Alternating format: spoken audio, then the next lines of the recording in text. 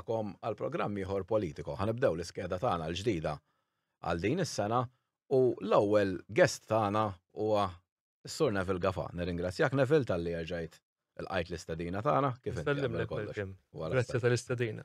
All right, ma ngorrux. Mela, ħanibdew bid-domandi mill-ewwel għandi daqsxejn x'insaqsik mhux ħażin. Dan l-aħħar qed tkun attiv ħafna inti fuq is-social media fil-kitbi tiegħek. Għalfejn ħassejt il-bżonn li taqbad tikteb verament tista' tgħid kuljum fuq diversi issues li qed jolqtu l-pajjiż. Iva naħseb wara nuqqas ta' 4 snin, u mbagħad kif wasal dan ir-riżultat li ħadna f'Ġunju, riżultat xokkanti għall-Partit Laburista, ħassejt iva li xi ħadd irid iqum minn hemm jibda jitkellem u jibda nibdew nibagħtu l-messaġġi illi lill-gvern u lil min imexxi l-partit illi n-nies temm barra mhumiex qegħdin kuntenti ma' kif qegħdin jiżvolġu l-affarijiet, ma' kif qed jitmexxa l-pajjiż. Allura iddeċidejt iva li nerġa' nibda nitkellem, nibda nikteb il-fatti għaliex jiena li jgħidu lin-nies narblu u waslu. Ġifieri dak kien il-punto di partenza, titlef 33,000 vot f'sentejn, naħseb mhux xi ħaġa ħażina, hemm ħafna ħażin. Allura iddeċidejt li nibda wassal il-messaġġ tal-popolin. Tista' tgħid li hemm battibek għaddej bejnek u Marka Millieri bħalissa. Da ta' spiss jakkużak li inti qed taħdem mar-Russi u aġent tagħhom prattikament. Dan huwa minnu huma. U jiena meta naqra dawn l-affarijiet nidħaq u nkompli bħajti ġifieri. Marka Milleri tajtu l-opportunità f'Lulju li għadda ċempilli, ġifieri għamilna kellna kuntatt tajjeb ħafna saqsin li ried u ġibtu kollox, ġifieri issa kif jinterpreta l-affarijiet hu u x'aġenda għandu dik inħallija f'idejhu. All right, intom però fil-verità għal modi totalment forsi differenti tnej qed tikkritikaw b'xi mod jew iħolli l-Partit Laburista inti mod u mod ieħor. Inti hemm fit-tmexxija preżenti tal-Partit Laburista x'qed idejqek l-iktar? Jiena bħalma taf bdejt minn-Lulju bdejt nindika li tmexxija x'qed iddejjaq lin-nies. Naħseb illi il-messaġġ wasal, persuni li jiena bdejt nikkritika kważi kuljum ġew mibdula, jiġifieri kulħadd jaf min huma, Il-messaġġ wasal. il-messaġġ wasal, jiġifieri xi ħaġa tajba bdejn ngħid jiena. Nisperaw illi issa wara il-weekend li għadda nibdew paġna ġdida u nibdew inħarsu l-qudiem sabiex irresqu lill-partit li rebħa fl-elezzjoni ġenerali li jmiss. Kellna wkoll sfortunatament ftit jiem ilu mewt ta' persuna pubblika u ovvjament ċertu nies qishom tafgħu l-ħtejja fuq hekk da kollu għax kritikajtu. Biċċa xogħol jiena Kritikajtu fuq politika ma kien hemm xejn personali. l-ewwel nett ħanerġa' niċċara jiena l-Istur Gowder ma kontx nafu laqgħat iltqajt miegħu laqgħat ħabbat miegħu barra laqgħat ikkomunikajna flimkien. Inserta illi lejliet id-disgrazzja jiena ktibt post fuq ma jfissirx illi jiena rrid xtaqtlu d-deni jew it-timing forsi vera kien ħażin imma minnu naħseb Alla biss jafu it-timing ġifieri l-unika li jistgħu jgħidu illi jiena ktibt post fuqu u jiena ma kritikajtx ilu personali, kritikajt l-operat tiegħu. Naħseb għandi dritt jiena wasal il-messaġġ tiegħi. Għandi dritt jien ma naqbilx li persuna ma jiġix coopted darbtejn. Ma naħsibx li u l-kelma ħniżżija għalfejn użajt, ħa nagħmilha ċara. Dana kien impjegat tal-Partit Nazzjonalista, Alla jaħfillu dejjem tajjeb. Meta il-Partit Nazzjonalista kien fallut, miljun idejn. Issa għajduli intom li kritikajtuni. Hija ħniżżija li xi ħadd kien imħallas nabdew minn hemmhekk għax jekk kien imħallas meta l-partit huwa midjun u mifni, allura ma nistax ngħid kelma oħra, jiena qed niżżija l-fatti mhux għall-persuna. Għana mbuha ċara. Jien m'għandi xejn kontra l-persuna ma tarax. U Voldemort ftit barra minn dan ovvjament dak li sfortunatament ġara.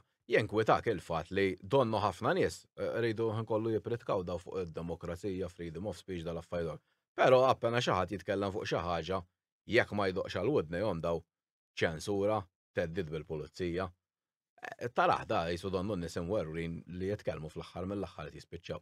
Naħseb l-aħħar darba li ġejt kont qedtilkom illi fil-Partit Laburista hemm biża' kbira u naħseb ħankompli nżid naħseb li pajjiż kollu hawn biżallu għax illum kif tipprova tikkritika lil xi ħadd jew xi item li mhux ħadd inżel tajjeb fuq l-aġenda tal-gvern, inti għandek problemi kbar. Jibdew jikkritikaw mhux b'mod kostruttiv, jibdew jintimidawk. Każhom maj kif ġara li l-ġimgħa l-oħra jiena għax għaliex ktibt post sarkastiku lis-Sur Mark Camilleri. Bagħtu għalija tal-Major Crimes. Tal-Major Crimes, dix ħaġa li qatt ma ġrat. Jiena meta affrontajt lill-ispettur li beda qalli jiena di l-ewwel darba li ġrat qalli għaliex meta jkun hemm rapporti fuq bħal di fuq xi kitba fuq social media jibgħatu l-iktar distret mhux tal-Major Crimes. U mbagħad jiena nibda naħseb ngħid mela dix kien hemm warajha. Min kien hemm jimbutta warajha biex jiena jibgħatu għalija tal-Major Crimes. Qed jaħsbu li jiena ħankun intimidat daqshekk. U se nagħmilha ċara ħadd biex li bagħtu għalija tal-Major Crimes jiena x'jiena mbagħad meta konti qed niġi interrogat. Wassalt il-messaġġ ikelli wassal. Għaliex waħda mill-mistoqsijiet pereżempju qalu li inti għaliex titmur tieħu kafè ma' Mark Camilleri, għedtilhom ngħidilkom għaliex. Għaliex jien instaqsi lil Mark Camilleri. Tista' tispjegali Sur Camilleri kif Anġlu Gafa l-Kummissarju tal-Pulizija huwa korrott. Tista' tispjegali kif Anġlu Gafa il-Kummissarju tal-Pulizija qed issaħħaħ il-kriminalità organizzata f'pajjiżna. Tista' tispjegali wkoll għax ixtieq nkun naf ħalli nikteb dwarha kif il-Korp tal-Pulizija huwa korrott. Ġifieri inkluż dak l-ispettur is-surġent li kelli qudiemi għax hekk qed jgħid Mark Camilleri. Ewwel temmen hekk saqsejtu iktar. Tista' tgħidli jien għal dik li tinsaqsi lil Mark Camilleri meta mmur ħdejh, tista' tgħidli Mark kif il-Prim Ministru tagħna qed jagħmel ħasil ta' flus. Tista' tispjegali kif Lidja Bela l-mara tal-Prim Ministru attwali qed tgħinu biex jaħsel il-flus jien dawn. U dawn li qed fuq fl-interrogatorju din hija tweġiba li xina rrid imur niltaqa' ma' Mark Camilleri. Imma daw fatti, daw qed jiktibhom hu kuljum. Ekku le miktubin din. Għax ġara, allura għax jiena tkellimt batu għalija. U dan l-untouchable, għax dan untouchable tajjeb. Jikteb u jgħid kontra kulħadd minn fuq s'isfel u ħadd ma jipprova jirbattih. Jien dak li prova, jien rrid inkun naf dan. Xi provi għandu? Ħalli jekk għandu l-provi noħroġu miegħu wkoll. Tajjeb. U n-nies hemm barra Matti jom tort meta qed isiru dawn l-akkużi kollha fil-konfront tal-pulizija u hekk meta tara li m'hemmx reaction. Kważi n-nies tibda jidħolhom id-dur. Eżatt. Għażittihom tort. Jien hekk qed tagħmel pulizija jekk intom minnhom x'ħadd reaġixxu għal dak li qed jgħid dar raġel, il-korp tal-pulizija qed jidher dejjem iktar żgħir. Aħna fi żmienna inti tampari Malcolm. Tara pulizija kont isek tiddejja tiġi qed tifhem issa illum xejn, illum bil-kemm tarhom, illum jgħaddu minn fejn pulizija bil-kemm ma jitmejlux bihom. Qed tifhimni, dik il-mentalità li daħlet issa permezz ta' dawn in-nies, erba' minn nies li għandhom id-dritt divin jikkritikaw lil kulħadd għax jafu li ħadd mhu ħajamilhom xejn. Ukoll hemm ktibt li dan Mark Camilleri talab xi somma flus biex ma jiktibx fuq ċertu persuni. Sa fejn naf jien hekk għala niskuża ruħi, dan ma ċaħaġġ din l-akkuża. Taħseb li però ġurnalist jew whoever għandu dritt jikteb dawn l-affarijiet hekk m'hemmx provi. Jiena għamiltlu mistoqsija. Huwa minnu li inti ġieli tlabt anki 30,000 lil xi ħadd biex xi politiku, biex xi negozjant biex inti tieqaf titkellem dwaru, sal-lum għadu ma weġibniex. Inti veru li ġieli tħallast biex man xi ħadd biex inti ma tiktebx kontri u anzi jiddettalek l-aġenda fuq min għandek tikteb u dwar xiex. Sissa, Mark Camilleri għadu ma weġibx. All right, issa, inti wkoll wieħed tista' tgħid mill-ftit nies ta' ċertu prominenza li tikkritika b'mod apert it-tmexxija ta' Repubblika, l-NGO Repubblika. X'taħseb però daw li qegħdin jagħmlu ħażin Għax ovvjament hemm min jaqbel magħhom jgħidlek ċertu skandli kieku ma kienx huma ma ġewx mikxufa. Inti fiex ma taqbilx magħhom li qed jagħmlu. L-ewwel nett ma nafx jekk segwejx Malcolm, il-ġimgħa l-oħra s-sit li jien mmexxi irnexxielna nikxfu daw il-limitazzjonijiet tagħhom. Għax da sal-lum ir-Repubblika kienu jidhru illi kważi hija għadha ikbar mill-Partit Nazzjonalista. Tant tagħmlu storbju u tant tajnihom iċ-ċans li jagħmlu l-istorbju. Il-ġimgħa l-oħra ħareġ illi dawn il-limitazzjoni tagħhom hija 943 membru. Dawk huma Repubblika. Iżgħar mill-każin tal-banda tar-raħal. Tajjeb mela daw għaqda iżgħar minn każin tar-raħal qed intuhom is-saħħa. Li anki jiddettaw l-aġenda tal-gvern. Jiena dik ma naqbilx magħha. U żgur li għandhom dritt illi isemmaw il-leħen tagħhom u jikkritikaw. Imma mhux imbagħad imma tirkeb anki fuq l-eżekuttiv tal-pajjiż. Però jista' jkun qed jonqos il-Partit Laburista li qed jagħti forsi każhom wisq u jibża minnhom. 100%. It-tort kollu huwa tal-partit u tal-gvern għaliex jisma' ħafna minnhom hu. Ġieli rajna Newtons pereżempju mill-gvern. Kwa jagħmel xi ħaġa, waħdu joħorġu jikkritikaw u jdawru l-ħsieb. Dawn huma għaqda iżgħar minn każin tal-banda ħanerġa' ngħidha. Daqshekk il-gvern minn daw qed jibża il-gvern. Daw qed iħalluh imexxu l-aġenda tiegħu. Daw qed iżommu ħostaġġ lill-gvern, iva tiżommu ħostaġġ lill-gvern daw. Imma taraħ fuq din nuqqas ta' leadership isa mill-gvern għax mill-aħħar kellu maġġoranza ċara. Il-gvern għandu maġġoranza massiva tajjeb l-ikbar maġġoranza li qatt kellna. Tajjeb. Il-gvern elett mill-poplu, il-poplu sovran, il-poplu tkellem, il-gvern issa għandu l-manifest, għandu l-aġenda tiegħu u jrid jimxi fuqha u mhux jgħidulu ir-Repubblika tisma' iva tisma' l-kritika, imma tistax inti tibdel l-aġenda, tibdel il-ħsieb u d-direzzjoni li hemm diġà lesta biex inti timxi quddiem. Inti ovvjament kif nafu tikkritika l-gvern fejn hemm bżonn. Issa fil-każ li ġara lilek u naħseb anke nies oħrajn għax jien nisma' nies ukoll. Donnu hawn ċertu nies jew NGOs daw ishom il-liġi ma tapplika għalihom xejn. U mbagħad hawn ħafna laburisti qed igegru jekk jagħmlu xi ħaġa żgħir huma jispiċċaw il-qorti daw l-affarijiet. Inti temmen li għandu speċi kulħadd joqgħod jagħmel li jrid f'kollox jew li l-liġi għandha tkun ugwali għal kulħadd. U jekk żbaljajt inti u żbalja ċikku ta' triq għandha tkun l-istess għal kulħadd. Għax żgur mhix qed tkun hekk bħalissa applikati. La leġġi egwali per tutti. Tajjeb ġifieri minn hemmhekk irridu nibdew. Għana mela ċara. Ejja nieqfu nbijaw il-Laburist. Qed nagħmel appell issa lit-tmexxija tal-partit. Ejja nieqfu nbijaw il-Laburist. Ma jistax ikun illi hawn nies hawnhekk untouchables. U mbagħad jekk ġanni tal-ħax jiżbalja nagħmlu xogħol bih. Tajjeb. Ejja nieqfu nbijaw il-Laburisti għax qed iweġġgħu in-nies. U daw qed isiru apertament quddiem kulħadd. Kulħadd jaf x'qed jiġri. Mela jekk Neville fa' żbalja nattulu. Imma jekk Malcolm għamel tikka żball nagħmlu xogħol bih. Din bija qed iweġġgħu lill-Laburisti. U naħseb anke l-floating voters. Li jixtiequ li jaraw pajjiż aħjar. Ħammorru għal hardcore tajjeb għaliex meta titlef 33,000 vot ma tlifx il-floating voters biss, issa anki qed jittieka l-hardcore. Anke l-floaters jiddejqu biha di, imma il-partit irid iqum minn hemmhekk u mir-raqda. Tibqgħux bijaw il-Laburisti għax qed iweġġgħu in-nies. Jiena ħaġa ngħid tgħidli f'Ġunju r-riżultat kien ċar. Tlifna 33,000 vot. Qegħdin 8,000 fuq. Jiena jekk tgħidli llum x'taħseb, jiena ngħidlek li naqqarna iktar minn dawk 8,000 vot illum. Ara kemm il-partit irid jaġġel iqum fuq tiegħu joħroġ mill-koma li qed fiha u jibda jaħdem. Ftit ilu tkellem ukoll hemm Semi Mejla fejn qal li ż-żewġ partiti għandhom jieqfu jaċċettaw donazzjonijiet minn 4 businessmen kbar li prattikament tista' tgħid sigriet magħruf li daw qed imexxu ovvjament tista' tgħid il-pajjiż.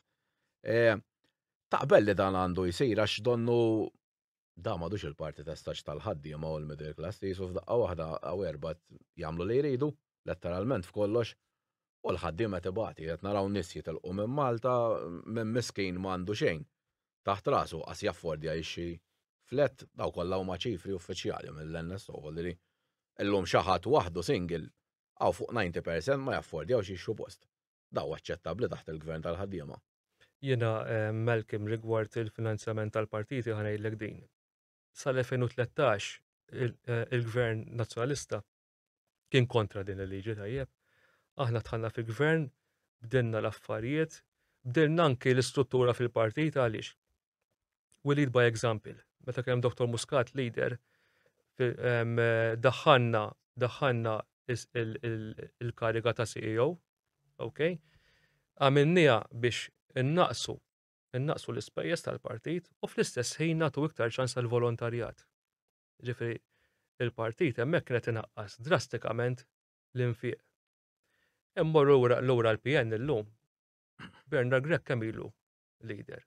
Sa llum għadhom qaqqas daħlu l-accounts tagħhom daw. Aħseb wara kemm jemnu f'din il-liġi li iktar minn hekk ma naħsibx għandi għalfejn iwieġbek iktar fuq għadi. Il-fatti huma dawk li huma. Mela, ovvjament inti kif għedna, kritikajt sew it-tmexxija Laburista saret il-konferenza u nbidlu numru ta' nies. Naħseb li d-delegati tkellmu tista' tgħid b'mod ċar li ovvjament qed jitolbu għal bidla kbira għax in-nies li għażlu u ċar li ma kinux qed jaqblu ma' tmexxija kif kienet mixja dawn l-aħħar sentej jew tlieta. Għandna issa fiċi kapijiet lil Ian Borch u l-Alexa Ġussalib. Insellmulhom minn hawn.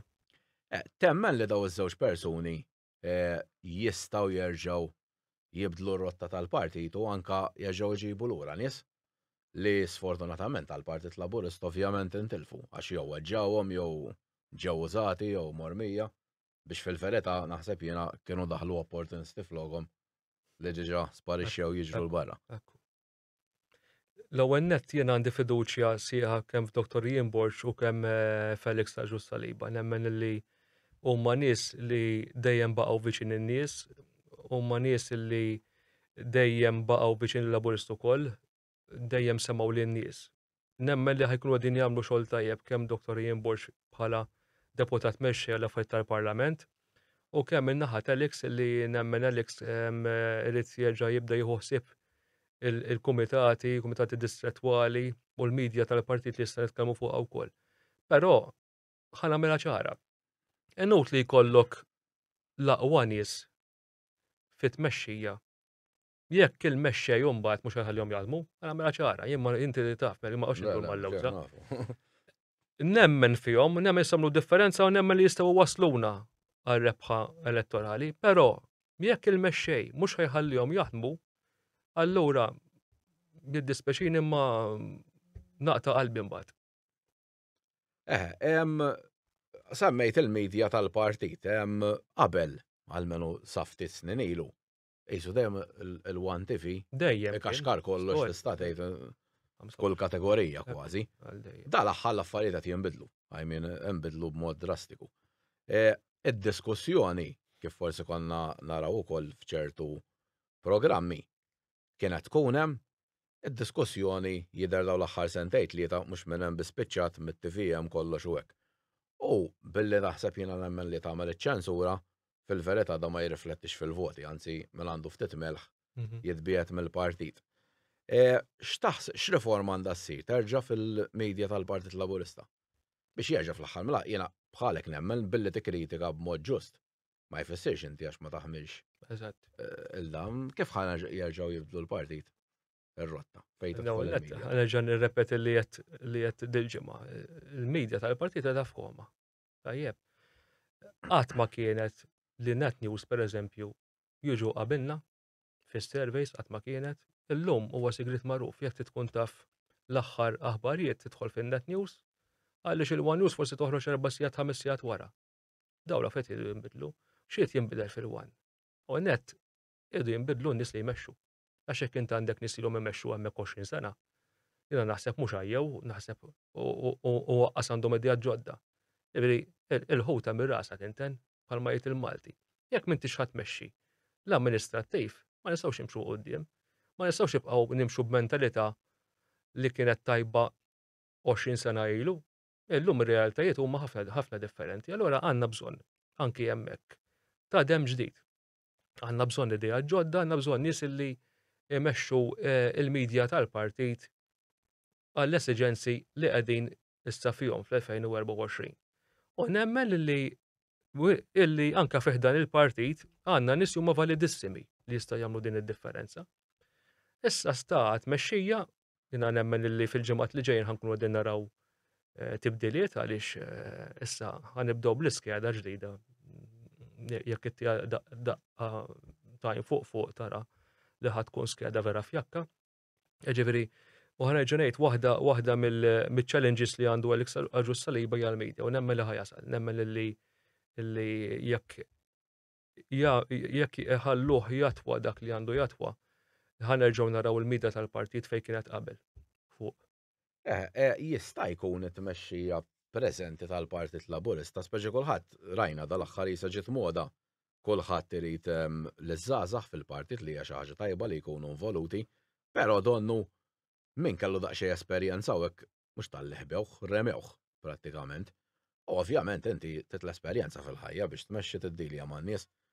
U qed ikun qisu ħabba dal-iżball ovvjament qed jitlef ħafna mill-viewership li kellu. Naħseb dal-iżbal mhux fil-One News biss anki f'livell ta' gvern qed rajnieh illi nies li huma utli ħafna qed tifhimni ramewhom u daħlu nies all-right titgħallem u tieħu pjaċir bid-demm ġdid imma inti biex iddaħħal xi ħaġa ġdid trid trawmu l-ewwel u mbagħad all-right u mbagħad twarrab imma mhux twarrab kif ġara fil-One l-istess lifna ħafna nies lifna ħafna ġurnalisti li kienu tajbin ħafna bir-rispett kollu l-ġurnalisti li hemm illum. Imma jekk int m'intix ħatraw mill-ġurnalisti l-ġodda ma tistax imbagħad tieħu l-aħjar riżultat. U di l-problem bħal-metlek mhux fil-One biss anki f'livell ta' gvern deret u nħasset. Fil-fatt dan l-aħħar minn Lulju li għadda wkoll il-gvern kellu jagħmel ċertu tibdiliet f'ċertu pożizzjonijiet. Issa naraw jekk il-gvern tallimx mill-iżbalji li saru dal-aħħar sentejn. Inti proponejt ukoll xi ħaġa li forsi donnu qisu ftit nies jitkellmu fuqha biex tinbidel il-liġi tal-libel. Illum huwa fatt tista' speċjalment jekk tkun ġurnalist tmur tikdeb fuq xi ħadd, insomma tħammġu tkissillu forsi jkollu negozju kbir miljun ħaġa oħra. Familja wkoll. Familja biex imbagħad orrejt terbaħ wara forsi ma nafx kemm il-sena, terbaħ ċuxata flus. Inti x'qed tipproponi li għandu jinbidel biex ikun hemm fl-aħħar mill-aħħar il-ġurnalist għandu jkun komdu li folderi r-rapport tal-fatti mingħajr ma jkun medden. Naħseb għandna naqblu fuqha. Però fl-istess ħin ma jistax jikdeb laqqas fuq nies mingħajr provi u jgħid l-affarijiet. U ma jiġi xejn. U ma jiġi xejn dik. Jiena qed nipproponi li jkollna liġi illi tħares id-drittijiet kontra l-abbuż u kontra l-malafama tajjeb. Ma jistax ikun illi liġi li għaddiet ma nafx kemm il-sena ilu, 30 sena ilu, għada bl-istess multi illum il-ġurnata. Għalhekk qed isir dak li qed isir għax jgħidlek isbajlek jiena net u oħra. Jekk inti tiddeċidi tiftaħ libel, għalija qed tkun tagħmel żbar kbir. Għax 99% ħad titilfu. Allura x'qed ngħidu? Ejja nemendaw il-liġi. Nġibu iktar tot ta' żminijiet tal-lum. U fl-istess ħin uħolqu bilanċ fil-kitba, fil-kritika. M'għandniex għalfejn inkissru n-nies biex nuru l-kritika tagħna. Naħseb il-poplu il-prestiegħu għandu jkun ħafna iktar minn 11,000 euro. Jien dak li qed ngħid, ejja nemendaw il-liġi. Il-liġi hija antikwata llum. Alright, il-ġurnalisti ipproteġejnihom, għamilna sew, imissa nasew wasal iż-żmien li anke l-vittmi tagħhom jiġu protetti u jieħdu dak illi ħaqhom. Kont ukoll tista' tgħid wieħed mill-ftit naħseb inti hekk mhux se jeżballa Alex Saliba u forsi xi ngħid li toħra li kif jaf kulħadd hemm il-President tal-Parlament Ewropew Roberta Mezzola wara li tikkritika forsi b'mod ġust li jkun hawn ħafna nepotiżmu ġol pajjiż ġewwa Malta u hekk. Però fil-kariga li għandha ta' ġob l-raġel tagħha, ġob ieħor ir-raġel toħta. Toħta. Oh, kważi jisu ma ġara xejn, la għall-medja bil-kem tal-Partit Laburista rrapportaw għax dik hija isbaħ Volderi, u għas il-medja l-oħra. Volderi, x'taħseb fuq għadaj minn anka l-medja fil-verità hija kważi ħalli ma ngħidx mixtrija bil-flus, imma mhix tkun fer, żgur. Għax meta bniedem partikolari għamel xi ħaġa. Jien eżempju dal-każ qasret nimmaġina Volderi kieku kien għadu Prim Ministru Joseph Muscat u daħħal il-Michel u xi ħadd tal-familja tiegħu U xara kważi biżejt. f'żewġ karigi top tal-pajjiż. X'kien jiġri? X'qed jiġri fil-verità? Jiena l-ewwel nett ma nistax nifhem u bqajt sorpriż u waqqas naf x'laqatni meta nara illi kif ħarġet din l-aħbar One News kull ma ħarġu huwa xi artiklu jew tnejn l-iktar. Da ma ninsewx, da One News għamlu kampanja sieħa kontra Roberta Mezzola fil-kampanja elettorali u naħseb jiena mhux talli ma ħadmix talli saħħitha. Issa kif ħareġ każ bħal da ta' nepotiżmu, Alla jbierek qisu xejn mhu xejn. Ħadd ma jitkellem fuq għalhekk di oħra. Di l-immunità li hawn fil-pajjiż ta' erba' min-nies li ħadd ma jista' jitkellem dwarhom. X'inhi r-raġuni? Min qed iżomm? Min qed iżomm? X'hemm wara l-kwinti? x'hemm miftiem bej żewġ partijiet biex li jsir minn ċertu nies ma jiġix ikkritikat. Jiena di li rrid ħanibqa' nesponi, illi ma jistax ikun li jekk jagħmel xi ħaġa Neville isu ma ġara xejn, imma jekk għamel xi ħaġa Mel kien waqgħet id-dinja. Nkunu għamilna l-istess ħaġa. Għamilna l-istess ħaġa. Roberta Mezzola l-istess il-każ tagħha minna jumejn nitkellmu dwarha u nirringrazzja lill-medja dipendenti għaliex għall-inqas kien hemm xi ħadd li semmiha. Għax il-medja tal-partit kull ma ħarġet massimu ta' żewġ artikli u sigħat wara ħareġ l-ewwel artiklu, ġifieri tista' ddum tidħol fil-wan biex tara x'ġarax ħarġet ħafna tard. Di li rridu niġġieldu aħna. Din l-immunità u dan in-nepotiżmu. Biex inżid mad-domanda ta' qabel fuq il-libel. Hawn min qed jipproponi wkoll il-libel jerġa' jsir xi ħaġa kriminali fuq tidħol pulizija fiha inti taqbel li għandha tkun f'dak il-livell. Jew multi li jirriflettu r-realtà tal-lum ikun biżejjed. Jiena imbagħad inħalli għall-avukati, tajjeb għax jiena avukat minix, jiena li qed nagħmel huwa ejwa. Hemm bżonn li neħolqu bilanċ. Kien tajjeb li proteġejna lill-ġurnalisti, però issa du naraw, jekk hux tolli l-multi u għad-direttura ddaħħal il-rebel kriminali bħalma kien qabel dik issa ħallija għall-membri parlamentari u għall-eżekuttiv biex jiddiskuti it-triq il-qudiem. Alright, kellek artiklu wkoll fejn kritikajt il-kap tal-Oppożizzjoni Dr. Bernard Grech għax innomina fost l-oħrajn il-Karl Guder għal ġieħ ir-Repubblika. Inti għax temmen però li Karl Guder ma ħaqqux jew għax hemm inkjesta miftuħa. Ovvjament ma tistax. Ekku, l-ewwel nett il-kap tal-Oppożizzjoni rrid jinnomina kemm lil Karl Guder u lil Lorenzo Vella. U minn hawnhekk nitlob li Alla jtihom il-ġenna għal dejjem. Hemm il-punt tiegħi huwa da, mhux għax jiena għandi xi ħaġa kontra Karl, nerġa' ngħidlek qasbis nafu ħasseb wara. Imma hemm inkjesta miftuħa. Ejja nagħtu ċans l-istituzzjonijiet jaħdmu, ejja nagħtuhom ċans jagħmlu xogħolhom u jaraw eżattament ġara fil-każ. Jekk ma tkunx dissa tkun sena oħra, għaliex din l-għaġla.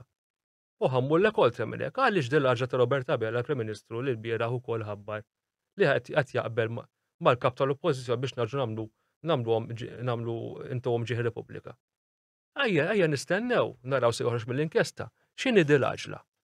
Bernard Grech, x'inhi din l-għaġla Roberta Bella? Din ix nkun naf jiena għalfejn din l-għaġla. U enkwetak u għax semmejt rajt klipp ukoll ta' Roberta Bella fejn dak kważi waħħal li għax wisq freedom of speech, speċi da wassal għal-mewt traġika li ġrat. Għalli taqbel miegħu da speċi. Għax ma nafx da minn attakka fil-vera ħadd tista' tgħid naħseb kien wieħed mill-iktar nies rispettati minn kulħadd eżatt.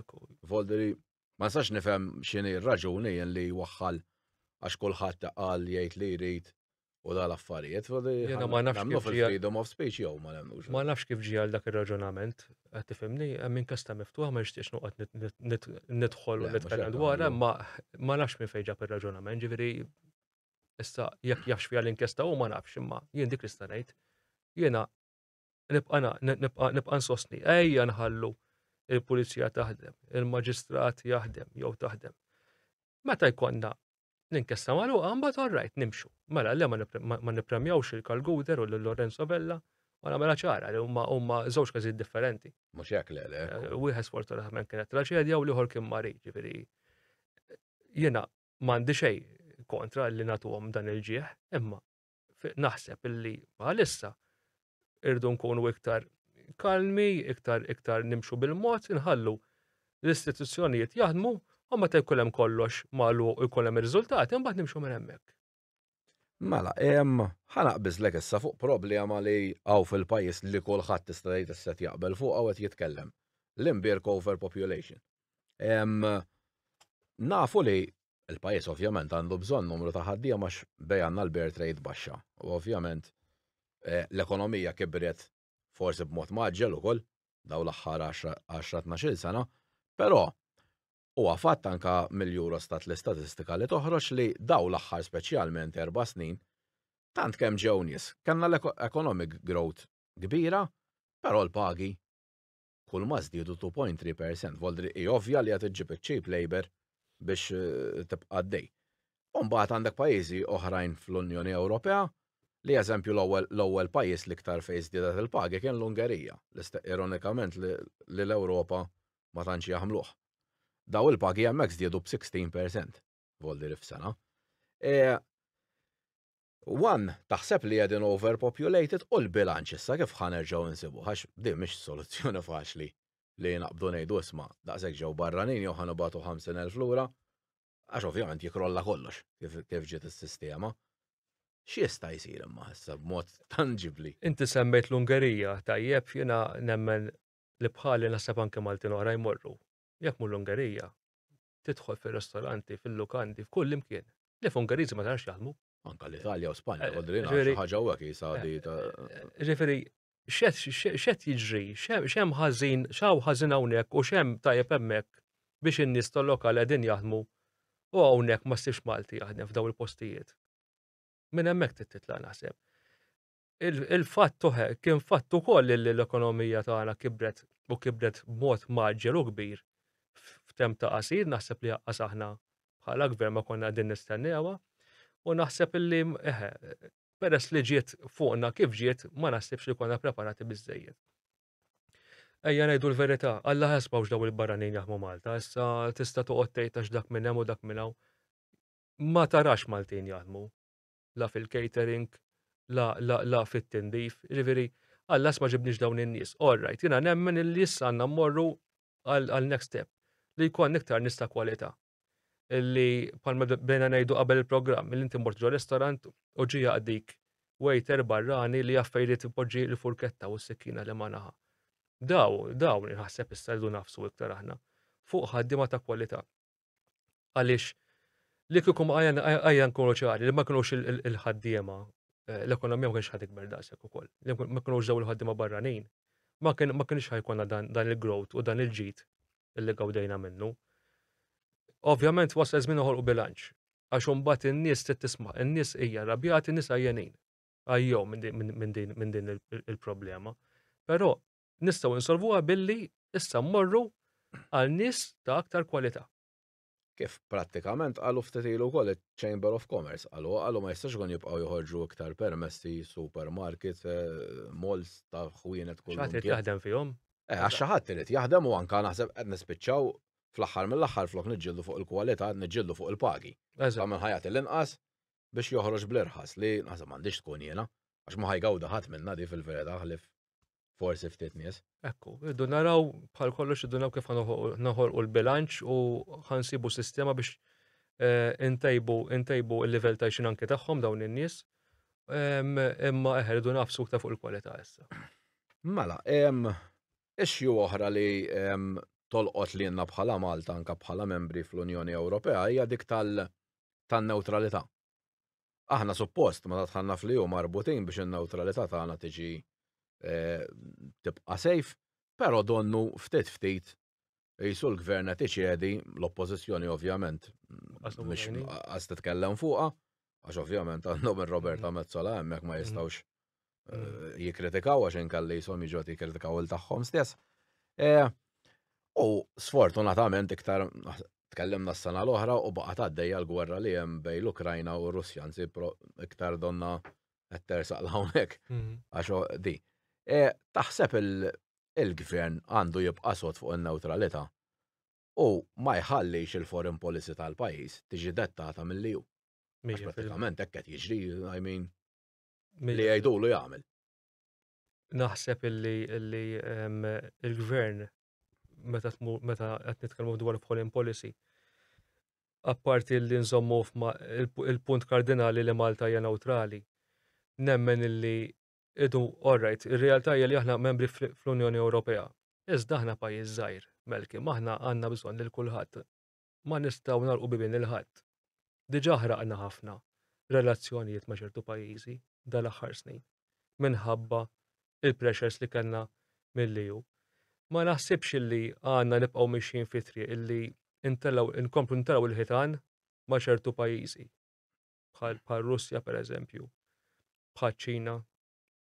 Għandna pajjiżi oħrajn illi qed naraw pajjiżi kbar li qed iħarsu lejhom bħalma hija l-għaqda BRICS.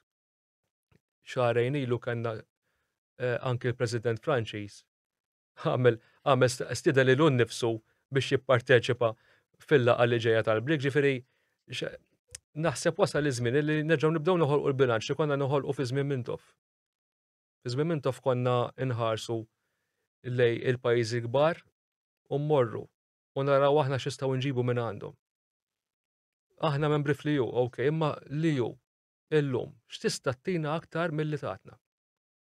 Dik waħda mill-mistoqsijiet. Għalfejn aħna Malta, pereżempju, kellna nitlu f'dil kwistjoni tal-konflitt tar-Russja u l-Ukrajna daqshekk direttament. Għaliex aħna il-Kostituzzjoni tagħna tgħidlek li aħna għandna dritt tal-libertà tal-espressjoni u mbagħad lilek nagħlaqlek l-aċċess għall-midja tar-Russja. Din oħra. Ma jitkellem fuq. Mhix ksur tal-Kostituzzjoni li l-Maltin aħna tnalqulhom l-aċċess biex jisimgħu in-naħa l-oħra. Dana kollha biex ngħidu għaliex aħna jesser tal-EU għalhekk qed nagħmluha.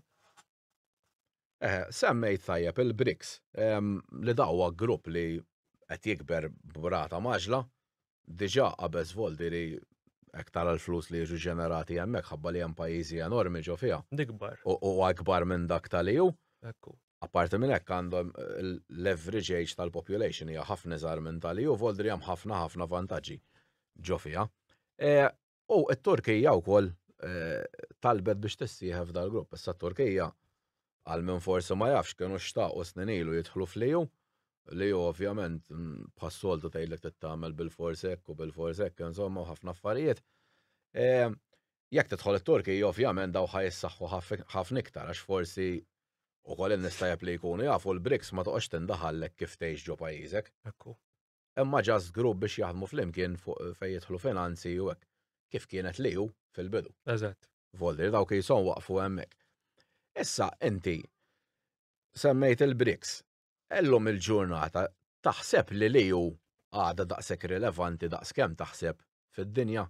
Minn kif qed naraħħa jien li jilabalbu ħafna, però kważi qased jikkalkulawhom daw folli jekk tara l-President Franċiż ma ta' mar jintaqa' mal-President taċ-Ċina laqqas biss kważi kkalkulah daqs li kieku ma daħal ħadd. Foldi li qisna ngħixu fil-luxin ħabba li hu qed ipinġunna kollox tajjeb aħna l-aħjar tad-dinja, meta fil-verità d-dinja tiżviluppa b'mod ieħor. Jiena meta nara dawk il-pajjiżi kollha li tħabtu l-bibien tal-BRICS, naħseb it-tweġiba noħodha mill-ewwel għaliex hemm grupp diġà tal-BRICS tajjeb li huma l-ikbar pajjiżi, imma issa qed naraw pajjiżi oħrajn li qed iħammorru jħabbtu l-bibien u rridu jibdew jikkomunikaw magħhom u rridu jaraw x'tip ta' kummerċ jistgħu jagħmlu magħhom. Semmejt it-Turkija, Turkija ilha tistenna biex tidħol fl-EU naħseb xi 20 sena, jekk mhux se żball. Naħseb it-Turkija llum fatħu għajnejhom fl-aħħar, raw illi m'għandhom xejn. Jiena ktejdi min tilef li hu jew jien ngħidlek tilfet li hu mhux it-Turkija, ma t-Turkija għandha bżonn li hu. L-ewwel nett meta tara l-valuri tat-Turkija u tqis il-valuri li għandna fl-EU baħar x'jaqsam. Jiena ngħix it-Turkija. Is-sens ta' valuri li hemm huma xi ħaġa li tuħu pjaċir biha, valuri tal-familja. Tajjeb. Kif konna 30-40 sena. Eżatt, kif konna hawnhekk. U llum hawnhekk kważi tisħi barra bl-affarijiet li tara. Hawnhekk nara affarijiet li hemmhekk ma narahomx jien. Issa mhux ħanqgħod insemmi pajjiżi oħrajn bħall-Ungerija, bħal-Russja l-istess, imma qed insemmu t-Turkija.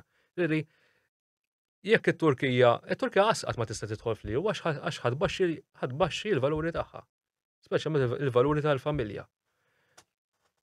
U għalhekk issa qiegħda tħares lejn il-BRICS għaliex taf li ħliet dawn is-snin kollha biex tipprova tkun membru fl-EU. Issa ndunaw li hu ma xfadlilek iktar x'toffrilhom u jafu li l-futur huwa l-BRICS. U hemmhekk probabbilment jiġu aċċettati għax la ma jindaħlux ħafna fl-affarijiet ta' xulxin iktar faċli taħdem. Mela, ftit ilu ovvjament kellna l-elezzjonijiet tal-Parlament Ewropew mhux f'Malta biss mal-Ewropa kollha. Ir-riżultati kienu ċari l-ispeċi l-lemin estrem mar ħafna aħjar, però xorta li ju baqgħet titmexxa mill-istess nies għandek Ursula von der Leyen u Roberta Metsola u daw tant kemm ma jaċċettawx ir-rieda tal-poplu li saħansitra fil-kejk daħlu s-soċjalisti magħhom li suppost daw ma jaqblu f'xejn, kważi, però basta baqgħu jirrenjaw huma. Issa, da ma taħsibx ukoll naqqas ta' demokrazija kien nisa tivvota l-bidla. Kif inti tista' tibqa' tuħażel l-istess nies? U diġà rajna wkoll, I mean kien hemm persuna li ġiet droppjata minn Ursula von der Leyen anzi tal-qosori ta' Franza. Eżatt, issa għax ovvjament qal li kienet qed taħdem kontri. Meta tara dat taħwit kollu. Kif jista' jkollha futur l-Ewropa speċjaqas? Għasat nirrispettaw. Naħseb il-kemm demokrazija spiċċat fl-Unjoni Ewropea. Rajna kif qed inti rajna riżultati tkellmu ta' ġunju li għadda.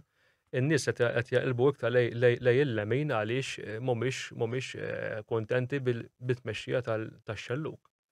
Qed bit-tmexxija li għandna bħalissa qed naraw ħafna mill-valuri pereżempju jintilfu. Qed naraw ħafna drittijiet jintilfu wkoll. U jikber il-faqar ukoll. U qed jikber il-faqar. Allura awtomatikament inti jkollok imbagħad shift lejn in-naħa l-oħra. X'għamlu flok aċċettaw ir-riżultat u aċċettaw ir-rida tal-poplu raw kif għamlu naqdu flimkien volja ma jaqblu kważi b'xejn, basta jżommu lill-lemin il-bot mit-tmexxija. Mela, nerġgħu mmorru daqsxejn lura fuq il-freedom of speech. Di mhux Malta biss kif għedna fl-Ewropa kollha. Ftit ilu is-CEO tat-Telegram ġie mistieden ġewwa Franza dalla jbirek stednuh, malli stednuh arrestawh. Għax qalulu l-ispeċi mhux qed timxi mar-regoli tal-Ewropa u ta' Franza u ma qalu fuq security issues. Issa l-min forsi ma jafx it-Telegram kien tista' tgħid kważi l-unika application li kien fadal li kien hemm il-freedom of speech fuq minn dat channel tażlu inti foldi li tażel inti trid tisma'.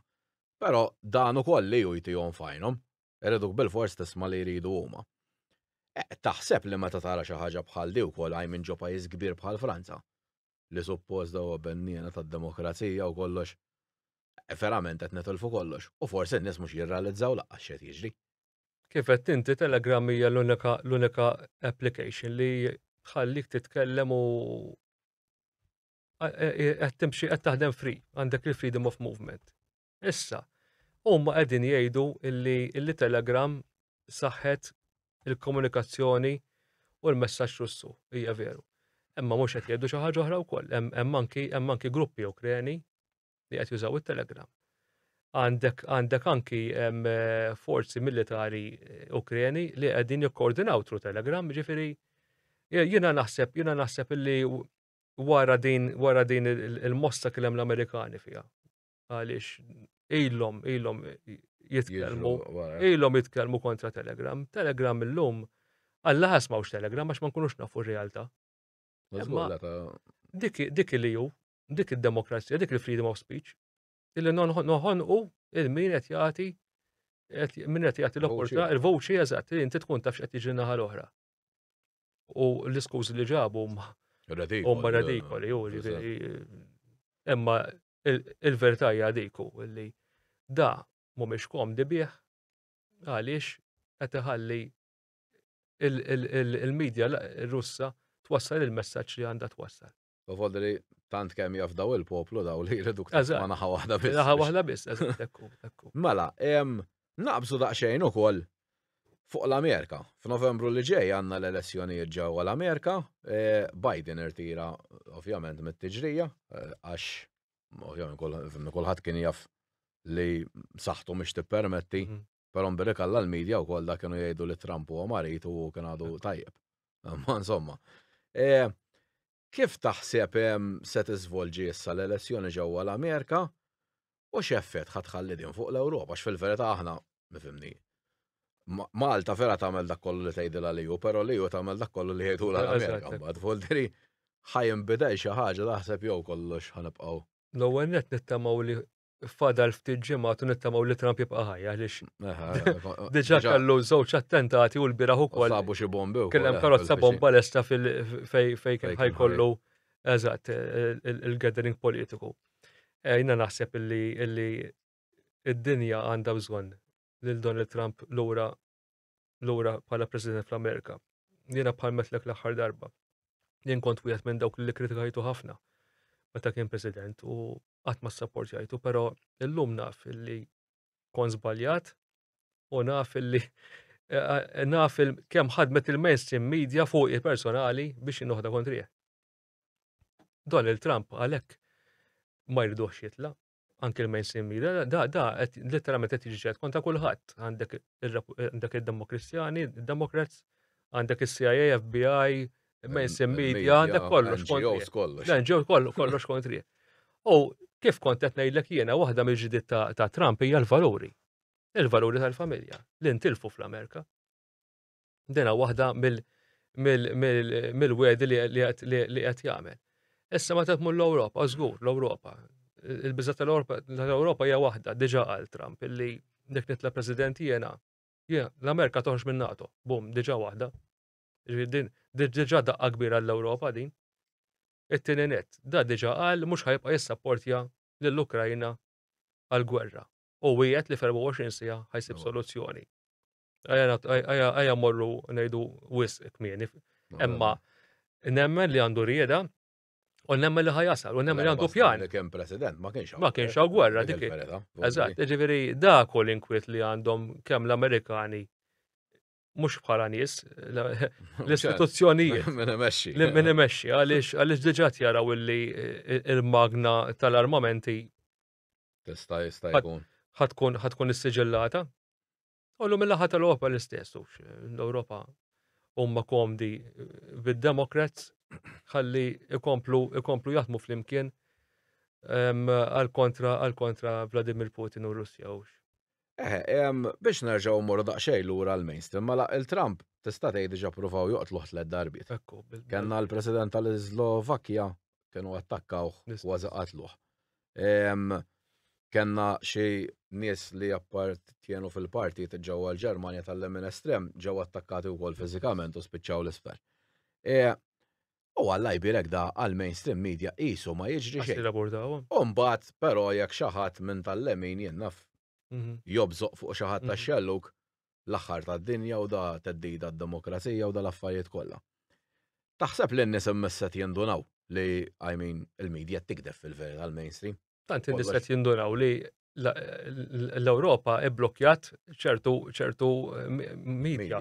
Ġifieri ilhom l-indunaw l-Ewropa li n-nies qegħdin jindunaw b'dan il-gideb u naħseb illi ir-riżultati ta' Ġunju li għadda uraw ukoll illi il-nies hemm barra m'għadhomx jemmnu dak li qegħdin jisquhom il-medja.